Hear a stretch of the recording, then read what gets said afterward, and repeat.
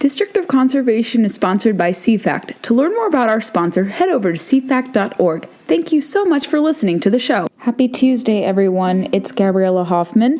I hope you're enjoying the podcast and enjoyed yesterday's episode with the interview and some news items. Today, I wanted to drop in quickly to talk about two fascinating subjects. One being an article from Politico that I found to be super riveting as it relates to politics and gun ownership and trends. And then I want to talk a little bit about Yellowstone having a record-breaking premiere. When I have talked about and brought on people from the firearms industry, whether it's Stephen Gutowski, people from NSSF, those in shooting sports, we have often talked about in a political frame of mind whether or not gun rights can be a bipartisan issue again. And it's not just a Republican issue because sadly, kind of from my periphery and kind of from my view, and I think most of our views who comment on firearms frequently, it doesn't seem like there are many pro-Second Amendment Democrats out there, especially on the national landscape, and that is upsetting. The Second Amendment is supposed to be for everyone, regardless of your political orientation, but it seems that that national party especially doesn't adhere to that, and they continue to double down on gun control, on restrictionist gun policies. And according to this Politico article, I think they're going to see some blowback from continued support of gun control policies, and I'm going to read for you what that means. From Politico, and this is entitled from their magazine Opinion, Democrats should ditch the anti-gun rhetoric if they want to survive 2022. And the tagline is, key components of the party, women, Black people, and Latinos, are increasingly gun owners. And this is from Richard Feldman, an attorney and government affairs expert from New Hampshire. And he says that guns are the issue that people should be focusing on, especially if Democrats want to repair their relationships with key voter groups, the aforementioned ones that I listed. And he writes that Democrats need to learn how to talk about firearms rights and crime issues without demonizing millions of gun owners and voters who own guns. What Democrats don't realize is the very voters they are losing by the tens of thousands each cycle are also the people who account for the largest surge of new firearms sales. And when I spoke to Stephen Gutowski last before we had him come on to talk about Virginia election results and the Supreme Court case, he and I talked about whether or not Democrats will moderate their positions on firearms and ever campaign on gun rights ever again. And this guy is exploring something similar that we discussed. And he says, these voters may be animated by many different issues, but their new status as gun owners places them in a group that is specifically attuned to how candidates from both parties talk about gun rights. Most gun owners define themselves as Republicans, but in a tight race where a margin of 0.15% to 2% really matters, a relatively small number of Democratic and independent gun owners can alter important electoral outcomes at both the state and national levels. In New Jersey, for example, Ed Durr, a truck driver and political neophyte, just beat State Senate President Steve Sweeney by 2,300 votes.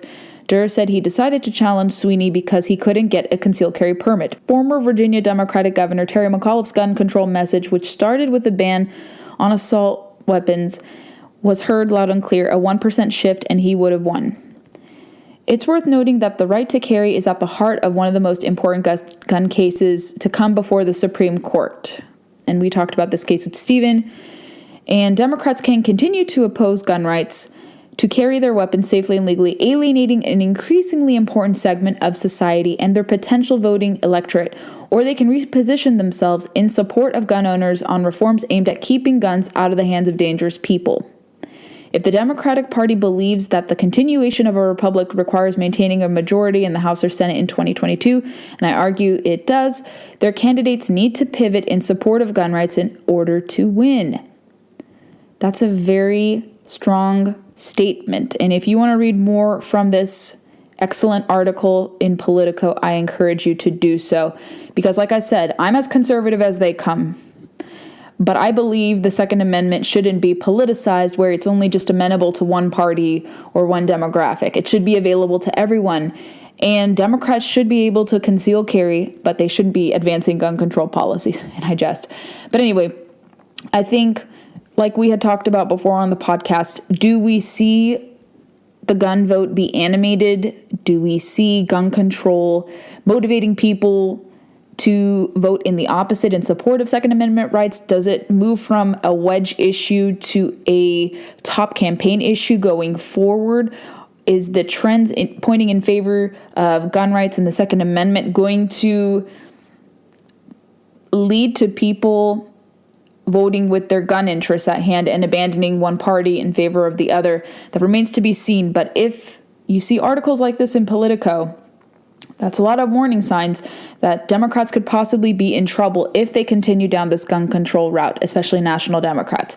And I want to add that I've noticed that Democrats in state legislatures tend to be more conservative on gun issues or in support of the Second Amendment. That's not to say all Democrats are not, but you see Democrats who purport to be gun owners and they support gun control, which is counterproductive in my view. But it also is interesting to see that will people who may have been voting traditionally Democrat who pick up guns, do they change their behavior to vote independent or to eventually move to the Republican column? That remains to be seen, but this article is great. Check it out and let me know what you think. This is from Variety regarding Yellowstone Season 4's premiere, groundbreaking premiere with 14.7 million viewers with no streaming. And this was issued on November 12th, last Friday. They write in Variety that Paramount Network's Yellowstone came galloping back to TV after more than a year-long absence as its two-part Season 4 premiere on linear TV soared to 14.7 million viewers in Nielsen's L3 ratings without any boost from streaming. And last time, if you guys remember, Season 3 finale was in August of last year. People were wondering, when is the show going to make an appearance? People were expecting it to return on Father's Day. And I will say that even though we had to wait a bit for Season 4, it was worth the wait, because let me tell you, without giving you any spoilers, that 2-hour premiere, that was something. That was great TV. And this is part of creator Taylor Sheridan's kind of expansion in the TV realm, especially with Paramount. And I actually saw the preview of Mayor of Kingstown. It doesn't really have anything to do with conservation. He also has a origin story series of Yellowstone called 1883, which stars Tim McGraw and Faith Hill. That looks super interesting about how the Duttons came to be, going from Texas to Montana. That looks really fascinating. I'm hoping to check that out if they have a preview very soon. But here are some interesting metrics. So right now the show is the #1 series of 2021 across all of TV. And it is the most watched season premiere, this past one, from November 7th on cable since The Walking Dead in 2017. The 14.7 million figure is up 58% compared to Yellowstone Season 3 premiere, which was at 9.3 million, and the show's premiere simulcast across Paramount Net, CMT, Pop, and TV Land is up 66% compared to its Season 3 premiere, 12.7 versus 7.6 million viewers. And it also benefited from a concerted promotional push across MTV Entertainment channels. And according to Weekly Streaming Insights, Yellowstone was the top watched show in many markets near the Wyoming home of the national park and the Montana ranch where the series is filmed, including Billings, Butte, Bozeman, Helena, and Great Falls in Montana, Casper and Cheyenne in Wyoming, and Idaho Falls, Jackson, and Twin Falls in Idaho. Yellowstone also did well in cities that are more heavily agriculture and livestock focused. Very interesting, such as Abilene, Amarillo, Boise, Cedar Rapids, Des Moines, Evansville, Laredo, Lexington, Louisville, Lubbock, Topeka, and Wichita. And they write that those Tractor Supply and Ram truck branded media buys were not in vain.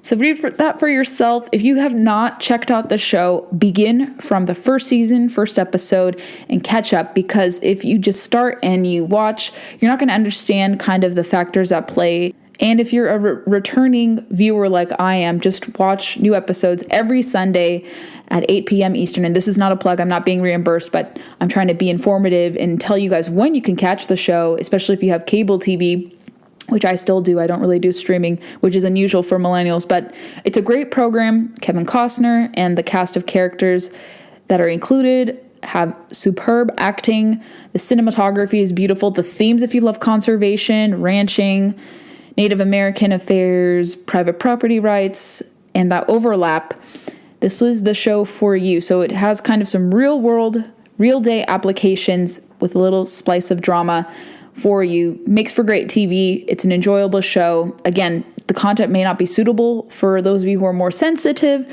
but I can assure you it is a quality program. You'll find something to like. Thank you for listening to the show. I hope you enjoyed this episode. Make sure you're following us on your preferred podcast player. We like to recommend Apple Podcasts because Apple is where most of our listenership hails from. So if you head over to Apple, subscribe, comb through some episodes, and leave us reviews, we'd be more than appreciative of your support in that manner. Follow us on Facebook, Instagram, and Twitter to never miss a beat nor a guest announcement. And you can connect with me personally on my social media feeds.